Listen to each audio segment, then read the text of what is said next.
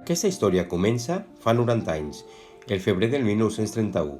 El dia 22, Macià, que havia marxat a l'exili arran de la dictadura de Primo de Rivera, tornava a Barcelona.